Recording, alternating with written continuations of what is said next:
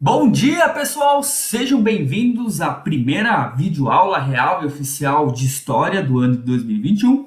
Meu nome é Thiago, vou trabalhar com vocês hoje umas questões bem específicas, bem introdutórias ao conhecimento histórico, que é o entendimento do que é história e para que ela serve. Então, antes da gente entrar nos saberes mais específicos de área, vamos tentar entender de uma forma bem ampla o que é essa ciência, essa disciplina, essa matéria que a gente estuda desde lá do sexto ano, mas às vezes a gente não tem claro quais são as reais funções dessa área. Bom, pessoal, para começar, vale dizer que junto ao link desse vídeo vocês vão receber um documento em PDF que são algumas lâminas, alguns slides que ajudam a sintetizar os principais pontos que a gente vai discutir na aula de hoje. Então, se vocês puderem ter esse PDF aberto ou impresso, vai ajudar vocês a acompanharem aqui a linha de raciocínio que eu vou traçar na aula de hoje. Então, para começar, né, vamos entender o que é história, essa coisa assim, história. A gente sabe o que é história real, assim? Se eu perguntar para vocês, o que é história? Vocês me responderiam o quê? Bom, da forma mais simples, a palavra história é uma terminologia, um termo de origem grega que foi empregada pela primeira vez por um sujeito chamado Heródoto. Heródoto era um filósofo grego que é também conhecido como o primeiro historiador, ou seja, a primeira pessoa a tratar de buscar o conhecimento histórico. Então, por que ele criou essa palavra história? Essa palavra significa no grego, pesquisa ou conhecimento advindo da investigação ou pesquisa. E era justamente isso que ele buscava. Ele queria um termo que desse esse sentido de pesquisa, um resultado de uma pesquisa. Mas uma forma mais simples, fugindo dessa questão do grego, a palavra história, ou seja, história em geral, refere-se a duas coisas diferentes, ela tem dois sentidos diferentes. O primeiro deles refere-se aos próprios fatos e acontecimentos, ou seja, aquelas coisas que estão acontecendo, os processos que estão ocorrendo ou que já ocorreram, é a história, certo? E o conhecimento e exposição dos acontecimentos que ocorreram também é história. Então, dito em outras palavras, história é o que aconteceu e o estudo dos fatos que aconteceram. Segundo o historiador francês Marc Bloch, que é um dos grandes influentes do conhecimento histórico que revolucionaram durante o século XX, a história é a ciência do homem no tempo.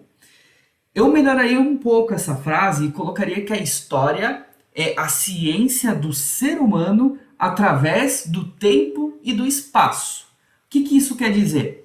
Que a história é uma ciência, é um estudo que analisa todas as ações dos seres humanos, procurando explicar as diferenças entre determinados grupos, como eles se relacionavam, as permanências, as transformações e todos os elementos que foram ocorrendo na vida desses indivíduos, desse grupo, em determinado recorte temporal, ou seja, em determinado espaço de tempo, e em determinado espaço físico, ou seja, num local específico e num tempo específico. Para exemplificar isso, pense que a história sempre vai analisar um fragmento da trajetória humana em determinado local específico e em determinado tempo. É impossível eu sentar aqui e dizer que eu vou escrever toda a história da humanidade, porque toda a história da humanidade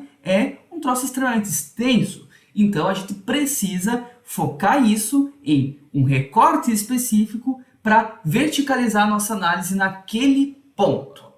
Entendido o que é história, agora falta a gente dizer para que serve a história. Se eu for dizer para vocês as diferentes funções escritas por diferentes historiadores, é uma lista gigantesca. Então eu selecionei 3 pontos que eu acho mais interessante para trazer para vocês aqui hoje. O primeiro desse ponto, o primeiro dessa função da história, seria a explicação do presente. A compreensão do presente, o entendimento do nosso hoje, através do estudo do passado, é um dos fatores sempre colocados como uma função primordial da história. Essa é a função mais importante da história, entender como nós estamos aqui hoje. Só que assim, claro que nem todos os acontecimentos do passado, eles estão diretamente relacionados com o presente. Porque há certas coisas que começaram no passado, se desenvolveram no passado e permaneceram também no passado. Porém, existem situações presentes, cuja a explicação forma uma cadeia de acontecimentos e processos que percorrem séculos. E através do estudo do passado, a gente consegue adquirir o entendimento desses fatores. Conhecendo a história do nosso país, da nossa comunidade, ou mesmo da nossa família, a gente acaba conhecendo muito melhor nós mesmos e a gente acaba tendo consciência da nossa própria personalidade. Outra função da história, que para mim também é bem interessante, é a história como veículo de cultura. Por quê? Porque essa percepção, ela inclusive, ela é muito polêmica, tanto na história quanto em algumas outras ciências, porque ela vai ao encontro de uma perspectiva de que todo conhecimento deve ser produzido com uma utilidade prática.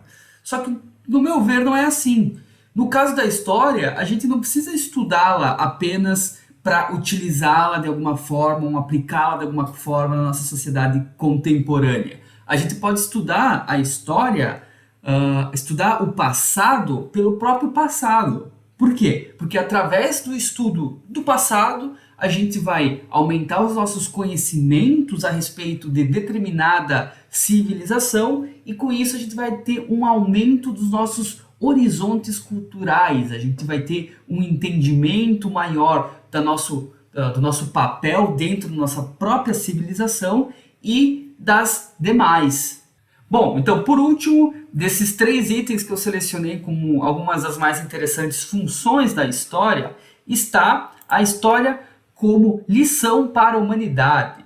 Por quê? Porque a história ela procura ver as transformações pelas quais as sociedades humanas acabaram passando ao longo do tempo e, através da análise dessas transformações, em alguns casos permanência, ela serve como guia de orientação para determinadas ações futuras. Só que esse ideal ele não é tão simples assim, porque se fosse, a gente já estaria vivendo num lugar maravilhoso desde sei lá, da antiguidade, porque a história ela começou a ser produzida lá na Grécia Antiga. Porém, as pessoas que reproduzem esse conhecimento histórico, que analisam, às vezes vão fazer essa reprodução através do próprio contexto em que elas são inseridos. E isso é um ponto muito importante. O ser humano age de acordo com a sua própria sociedade. Ou seja, nós agimos hoje de determinada forma, reproduzindo os padrões sociais e culturais que existem na nossa sociedade. E isso reflete tanto no modo que a gente age, quanto no modo também que a gente produz história. Então, nós como indivíduos produzimos história e o historiador vai escrever um documento historiográfico analisando as questões do passado, mas o fazendo também reproduzindo os elementos sociais e culturais que estão inseridos na figura dele a partir do contexto em que ele vive. Aproveitando esse gancho, então, vamos para a última parte da nossa aula, que é como produzimos a história. O conhecimento histórico ele é produzido tendo como base alguns elementos de análise. Tá? Basicamente, o conhecimento científico em história ele se desdobra a partir do estudo de determinado objeto com fontes históricas, uma base bibliográfica e tudo isso todos esses 3 elementos articulados seguindo determinada metodologia. O que quer dizer todas essas coisas que eu acabei de falar para vocês? Objeto de estudo, fontes, histórias, bibliografia e metodologia. Bem, objeto de estudo é aquilo que a gente vai estudar para chegar em determinado resultado. Então, eu como historiador opto por analisar algo, a minha escolha, que eu vejo que vai contribuir para o aumento do conhecimento científico, para chegar em determinado resultado. Então, por exemplo, eu resolvi analisar a trajetória de determinado indivíduo para, através dessa trajetória, eu conseguir entender o contexto social e político da sociedade que aquele indivíduo estava vivendo, que vai ser, sei lá, no século XVIII no Brasil. Então, esse é o meu objeto de estudo. Eu vou analisar a trajetória do indivíduo para entender o contexto social e político do século XVIII. Como que eu faço a análise desse objeto? Eu vou precisar de fontes. O que são as fontes? São todos os registros que podem fornecer qualquer informação sobre o passado. Então, as fontes históricas elas podem ser materiais, como documentos, livros, revistas, jornais, filmes, esculturas, fragmentos e etc. Ou podem ser imateriais, que são relatos orais, festas, línguas, lendas, músicas, danças e por aí vai. Então, há esses dois tipos de fontes, materiais, que é tudo, sei lá, que a gente pode tocar, né? E imateriais, que são aquilo que está presente no nosso aspecto social e cultural de forma não material, como acabei de exemplificar para vocês vários exemplos. Porém, é preciso estar bem claro para vocês que as fontes elas não são autoexplicativas, ou seja, é necessário um enorme trabalho interpretativo para poder entendê-las. Não é simplesmente olhar para determinada fonte material, como livro, documento, vou ler o documento e já vou ter a história pronta. Não! Eu preciso interpretar esse documento e eu preciso construir uma base teórica sólida do argumento que eu vou construir lendo aquela fonte. E para isso eu preciso de uma bibliografia. O que é isso? As fontes, para fazer sentido, elas devem ser articuladas entre si, ou seja, com outras fontes, e também com obras, com outros trabalhos que fazem referência a um objeto de estudo parecido com aquele que eu estou analisando. Ou seja, livros, artigos, periódicos, reportagens de jornais, coisas que me trazem mais base teórica, que me trazem mais arcabouços para eu poder legitimar os argumentos que eu vou construir lendo as minhas fontes. Então, a bibliografia são toda aquela teoria que vai auxiliar no entendimento de determinado objeto. Toda a análise da fonte, a leitura de uma bibliografia e a articulação desses dois elementos, eles têm que seguir certo caminho. Eu não posso pegar isso e ler de qualquer jeito, escrever de qualquer jeito. Não, tem que seguir uma determinada metodologia de trabalho. Ou seja, a gente precisa ter um método específico que deve estar de acordo com o objeto que está sendo analisado. Ou seja, se eu quero trabalhar com o século XVIII, eu vou ter uma metodologia. Se eu quero trabalhar com a Idade Antiga, eu vou ter uma metodologia. Se eu vou usar a fonte documental, eu vou ter certa metodologia. Se eu usar fontes orais, eu vou ter certa metodologia. E essa metodologia é o caminho que a gente vai seguir com as nossas fontes para conseguir chegar num resultado final, né, do nosso objeto de estudo. Só a partir da articulação de todos esses elementos é que nós podemos montar um panorama mais completo do nosso objeto de estudo. Para exemplificar para vocês essa questão da produção historiográfica, eu vou usar como exemplo esse artigo aqui, que é um artigo relativamente padrão, tá? Ele tem 20 páginas e ele se utilizou para ser escrito, né, de 26 fontes primárias, que nesse caso eram cartas, ou seja, é uma fonte material. Essas 26 cartas, para acabar se tornando esse artigo, elas precisaram ser articuladas com uma base teórica seguindo certa metodologia, certo? Acabei de explicar isso para vocês. Para vocês terem uma ideia, eu vou mostrar para vocês a quantidade de material teórico necessário para construir esse artigo.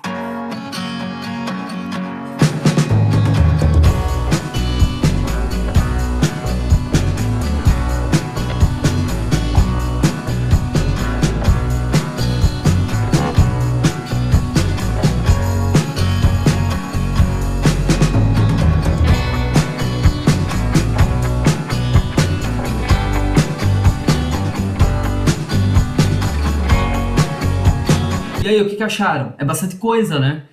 Esse exercício eu acho interessante de mostrar para vocês a quantidade de conteúdo, a quantidade de material necessária para fazer uma obra, às vezes, tão simples como 20 páginas, porque esse exemplo acaba quebrando algumas perspectivas que certas pessoas têm que o conhecimento histórico é algo fácil de ser produzido. Ah, não, é só eu escrever, ler algo que está acontecendo e reproduzir. Não é bem assim. A gente precisa ter um critério metodológico e científico para pautar as nossas produções. E tudo isso é com base em outras obras teóricas. Então, toda a produção historiográfica é fruto de um esforço científico bastante expressivo.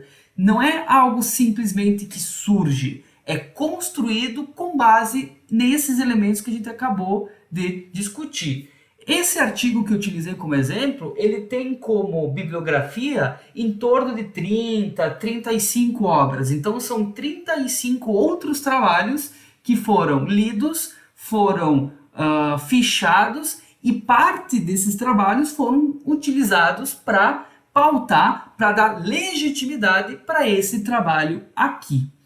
Para finalizar, pessoal, eu quero ressaltar um ponto que eu meio que deixei no ar um pouquinho atrás, só que é extremamente importante deixar bem claro. O conhecimento histórico ele é produzido pela ação humana e, por isso, esse conhecimento também se transforma no decorrer do tempo. Como assim, professor? A pessoa que escreve a história é um ser humano, e esse ser humano ele está à mercê de toda a conjuntura social do seu tempo. Então, a pessoa que escreve história hoje pode escrever sobre a mesma coisa que outra pessoa escreveu há 70 anos atrás. Só que o resultado dessa produção do conhecimento é diferente, porque o mundo que está influenciando a pessoa de hoje não é o mesmo mundo que influenciou a pessoa do passado.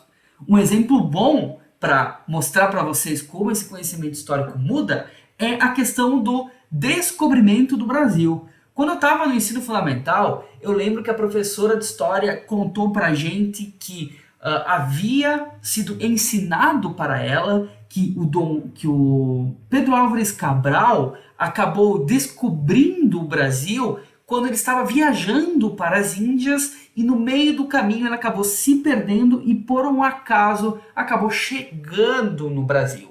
Porém, essa mesma professora disse na época que essa noção ela acabou mudando com o tempo e que naquela época, quando eu estava, sei lá, sexto, sétimo ano, já se tinha conhecimento que o Pedro Álvares Cabral ele não se perdeu. Ele estava vindo para o Brasil de propósito para reivindicar aquelas terras em nome do governo português.